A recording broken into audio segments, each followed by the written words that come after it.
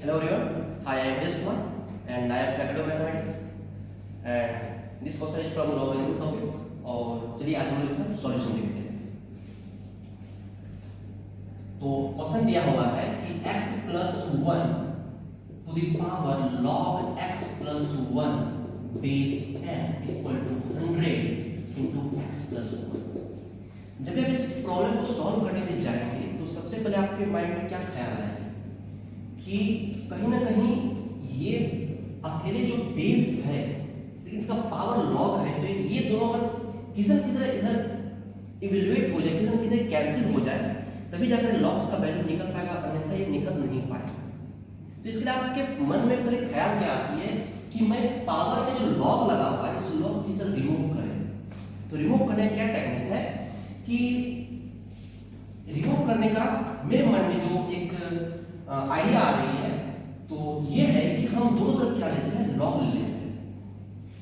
जब दोनों तरफ लॉग लेंगे तो ऑब्वियसली हमें बेस किससे लेना पड़ेगा, तो लेते हैं हम। तो log x plus 1 whole to the power log x plus 1 base 10।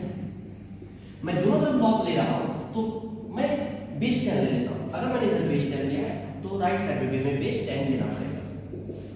तो log 100 x plus 1 और इधर का भी मैंने बेस 10 लिया।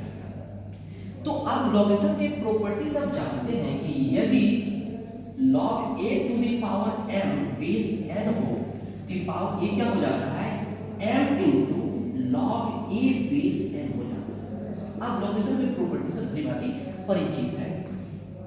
तो सेम चीज यहां पर आपको देखने को मिल रहा है। ये इस पर पावर क्या है, log x plus 1 बेस 10 है। तो ये इधर क्या हो जाएगा, मल्टीप्लाई हो जाएगा log x plus 1 बेस 10। फिर इधर क्या बचेगा आपका, log x plus 1 बेस 10। तो इधर आपको क्या देखने को मिलती है कि log x 100 into x plus 1। तो आप log के प्रॉपर्टी से आप ये भली भांति जानते हो कि log a into b base something रहे तो ये क्या हो जाता है, log a base m plus log b base m हो जाता है। ये आप log की प्रॉपर्टी से जानते हो। तो सेम चीज यहां देखिए, तो ये क्या हो जाएगा, log 100 बेस 10 प्लस इधर क्या हो जाएगा, log x plus 1 बेस 100। यहां तक कोई दिक्कत नहीं हुई होगी। तो आप इसको ध्यान से देखिए, log x plus 1 बेस 10 है, log x plus 1 बेस 10 है। It means that we can write here log x plus 1 base 10 whole to the power 2। log 100 base 10 है, इसको हम क्या लिख सकते हैं, 10 टू द पावर 2। तो ये 2 इधर आ जाएगा तो log 10 बेस 10 वैल्यू 1।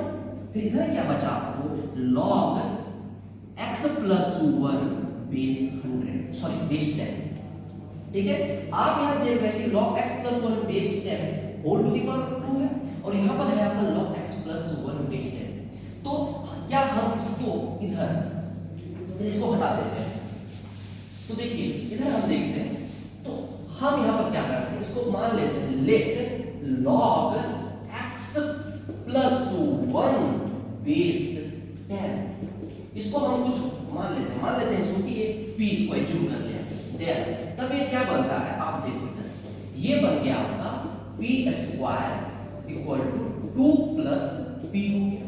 ये तो फैक्टराइजेशन इसका फैक्टराइजेशन ऐसा करेंगे, अब इसको सॉल्व कैसे, p का वैल्यू निकालना है, फैक्टराइज कर देते हैं। तो ये क्या हो गया, p square minus p minus 2 equal to 0।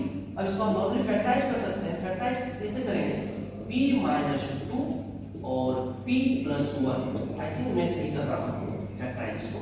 अब इसको एक बार चेक कर लीजिएगा, p into p square minus plus p minus 2p minus 2 के सही है। तो यहाँ पर p का वैल्यू क्या हो जाएगा, 2 होगा, क्या हो जाएगा माइनस 1 हो गया। लेकिन हमें p किसे माना था, p हमने माना था log x plus 1 बेस 10 को p माना था। तो अब यहाँ पर देखिए, क्योंकि हमें एक्चुअल में प्रॉब्लम मेरा क्या है, वेरिएबल x है, हमें x का वैल्यू फाइंड आउट करना है।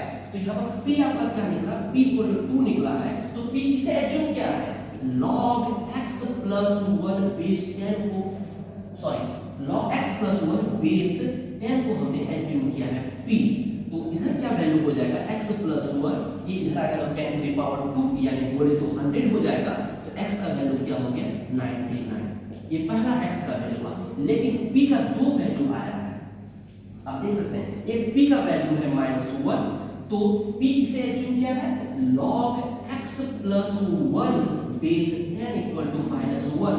तो x plus 1 equal to 10 to the power इधर आएगा क्या -1, यानी बोले तो 1/10। अब जब आप इसे सॉल्व करोगे 1/10 -1, तो देखिए 1/10 -1 क्या हो गया -9/10 हो गया।